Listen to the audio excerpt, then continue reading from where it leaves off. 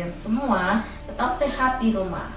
Hari ini saya akan menceritakan tentang pengalamanku saat membaca firman Tuhan dengan teman-teman aku setiap hari. Saya sangat suka membaca firman dengan teman-teman setiap hari karena sangat asik. Menurut saya asik itu karena ada banyak teman-teman, ada pembimbing Kak Esther, dan Kak Esther sebagai pembimbing akan menjelaskan apa yang kita baca. Nah teman-teman, karena aku setiap hari membaca firman Tuhan, itu membuat aku lebih semangat dan mau membaca firman setiap hari. Ayo teman-teman, segera ikuti aku dan teman-teman yang lain membaca firman Tuhan. Tuhan memberkati.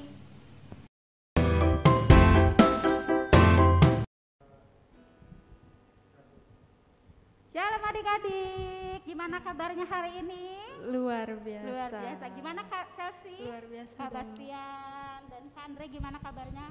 Luar biasa adik-adik. Nah kita tetap mengucap syukur kepada Tuhan ya hari ini, bahwa sampai hari ini Tuhan masih memberkati kita, Tuhan memberkati bangsa kita, bangsa Indonesia adik-adik.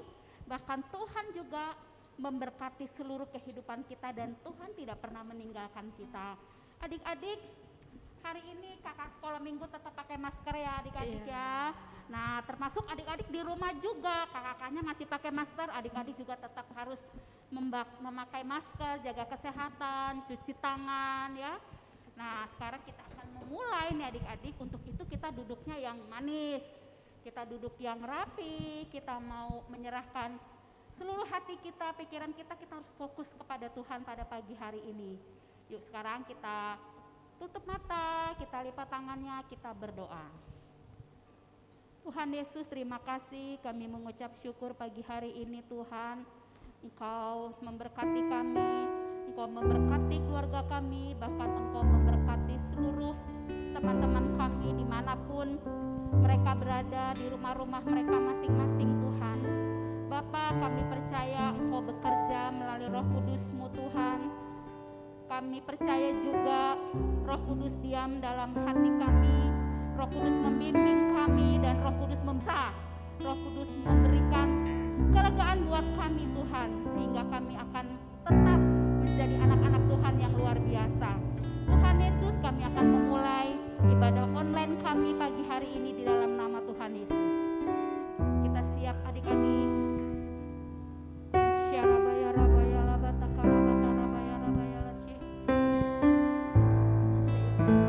Kita mau mengucap syukur kepada Tuhan adik-adik.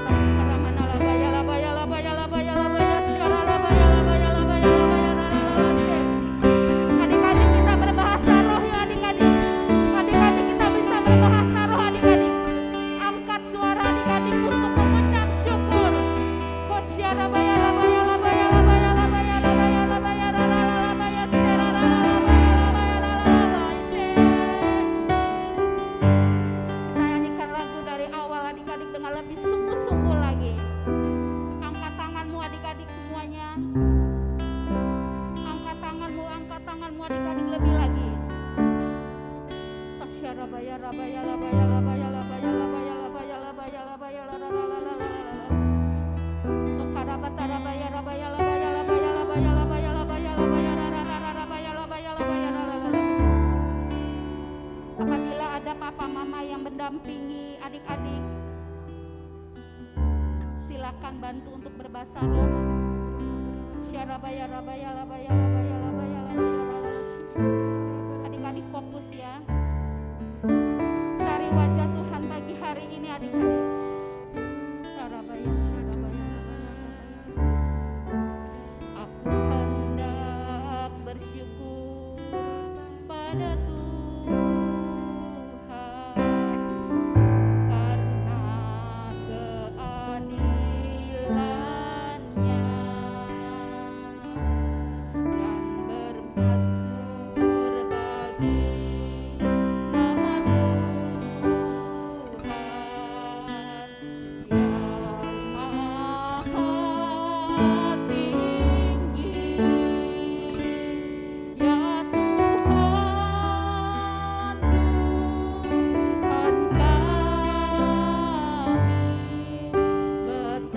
betapa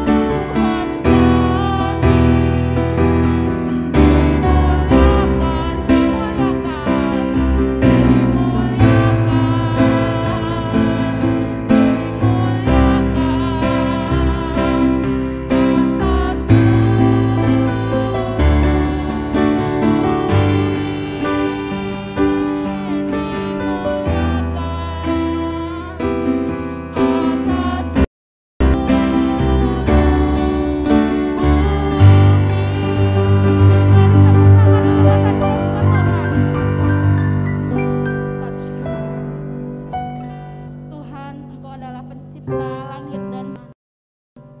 Kami bersyukur kepadamu Bapa untuk kasih dan penyertaan-Mu. Engkau memberkati anak-anak-Mu di seluruh bangsa Indonesia ini Tuhan. Di pelosok-pelosok daerah terpencil Engkau hadir dan ada di tengah-tengah mereka. Terima kasih Tuhan untuk keadilan yang Engkau berikan, yang Engkau ciptakan buat bangsa kami, bangsa Indonesia, bahkan anak-anak-Mu sekalipun Tuhan. Terima kasih Bapa, terima kasih Tuhan. Kami akan bersorak-sorai meninggikan nama-Mu, memuliakan nama-Mu, memuji nama-Mu lebih lagi Tuhan. Pimpin dan sertai kami Tuhan, pimpin dan sertai kami ya Roh Kudus. Di dalam nama Tuhan Yesus, haleluya, amin. Gimana adik-adik? Luar biasa kan Kak? Luar biasa. Adik-adik harus tetap luar biasa di hadapan Tuhan. Sekarang kita bangkit berdiri, kita mau bersorak-sorai bagi Tuhan. Ya, siap-siap ya Kak? Siap Kak. Jangan lupa adik-adik, jangan diam ya. Kita harus digerakkan tangannya, digerakkan kakinya Kak. Ya Kak ya? Ayo, Kak. Segala puji syukur.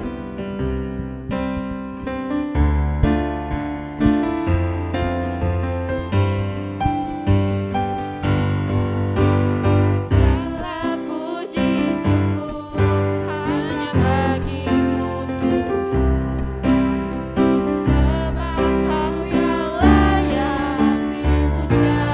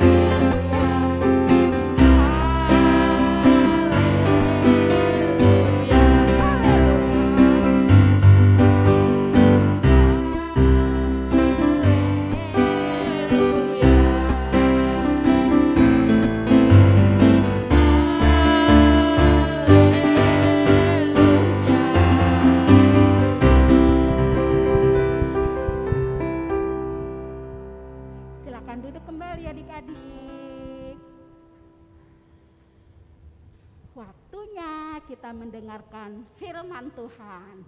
Nah, untuk itu adik-adik, sebelum kita mendengarkan kebenaran firman Tuhan, kita angkat satu lagu lagi adik-adik ya. Kita siapkan hati kita adik-adik untuk menerima kebenaran firman Tuhan pada pagi hari ini yang akan disampaikan oleh kakak sekolah minggu. Kita siap-siap adik-adik, duduknya yang manis. Kita lipat tangan kita mau menyiapkan hati kita untuk kebenaran firman Tuhan pada pagi hari ini.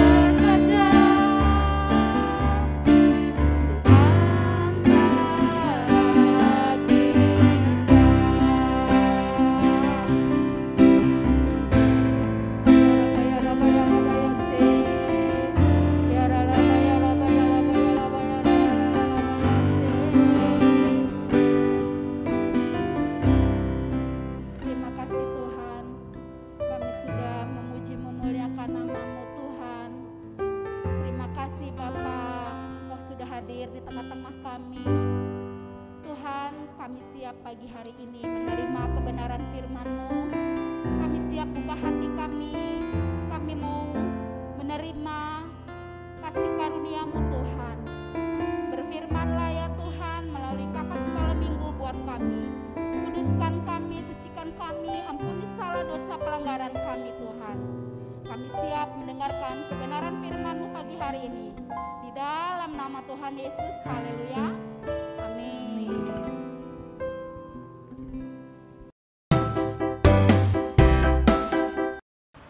Shalom adik-adik, perkenalkan nama aku Kak Natasha. Kalian boleh panggil aku Kak Tasa.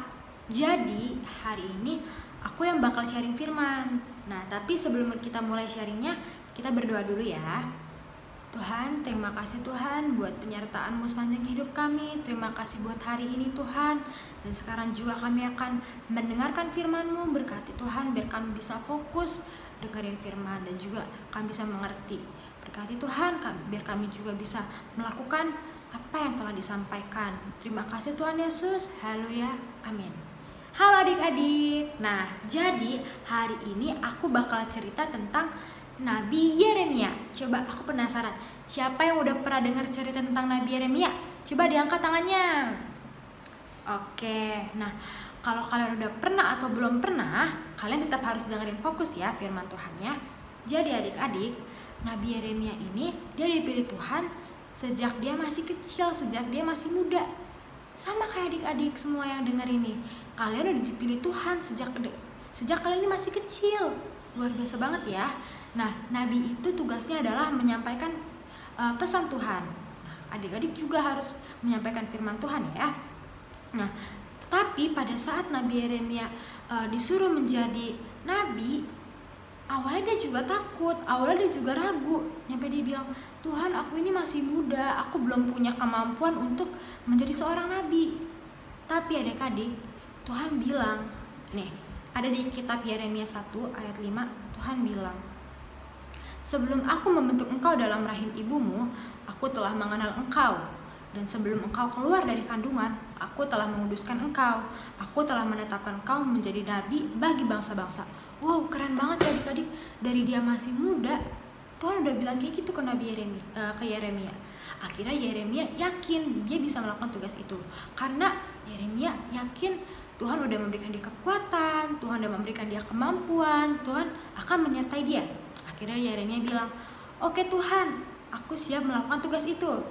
Akhirnya adik-adik, Nabi Yeremia menyampaikan pesan Tuhan.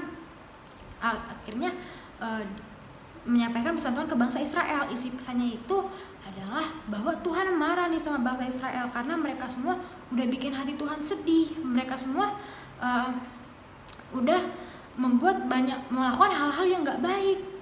Akhirnya Tuhan suruh mereka balik, karena kalau enggak kota mereka akan dimusnahkan.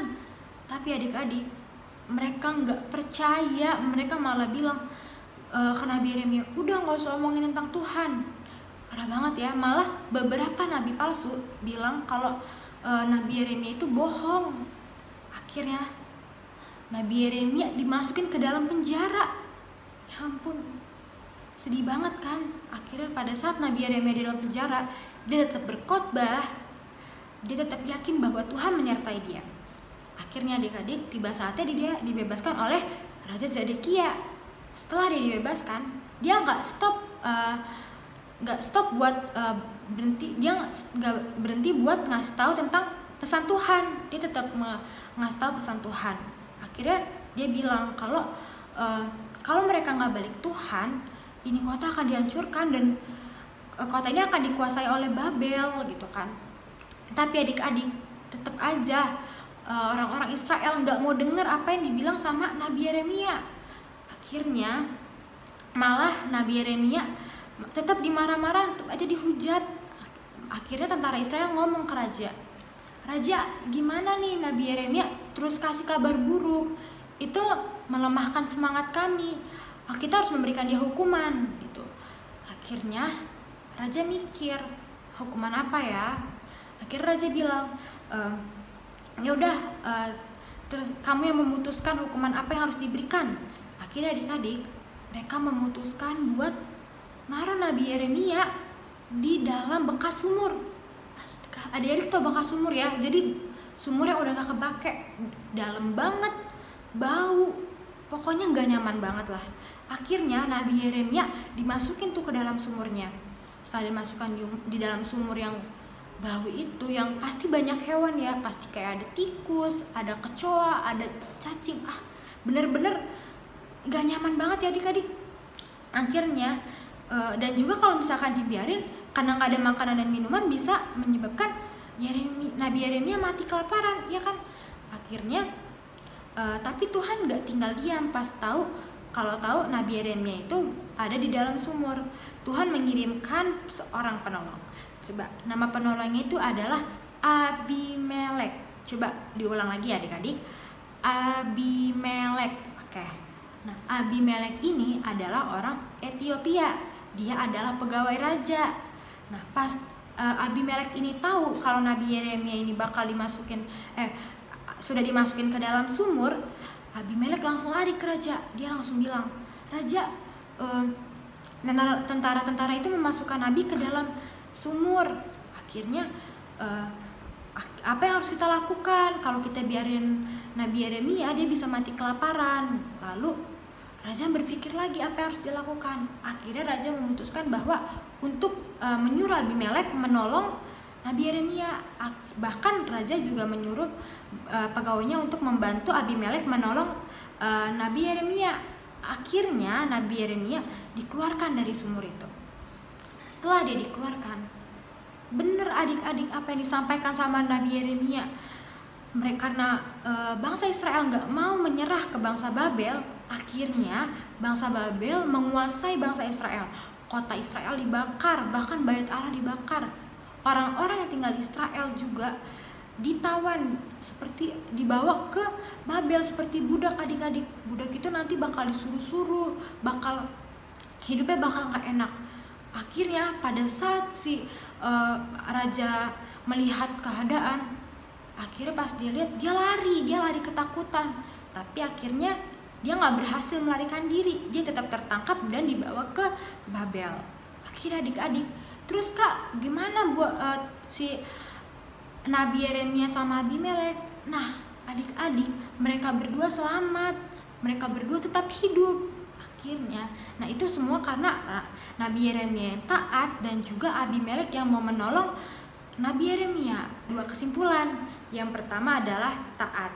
Nah, jadi adik-adik, saat kita taat kayak Nabi Yeremia tadi, saat dia tetap memberitahu tentang pesan Tuhan, akhirnya dia bisa selamat. Nah, sama kalau kita juga taat nih sama Tuhan, sama orang tua kita, sama guru kita nih, misalkan kita disuruh stop dulu ya handphonenya atau stop dulu ya gamenya. Nah, terus kita taat, pasti itu membawa hal-hal baik adik-adik.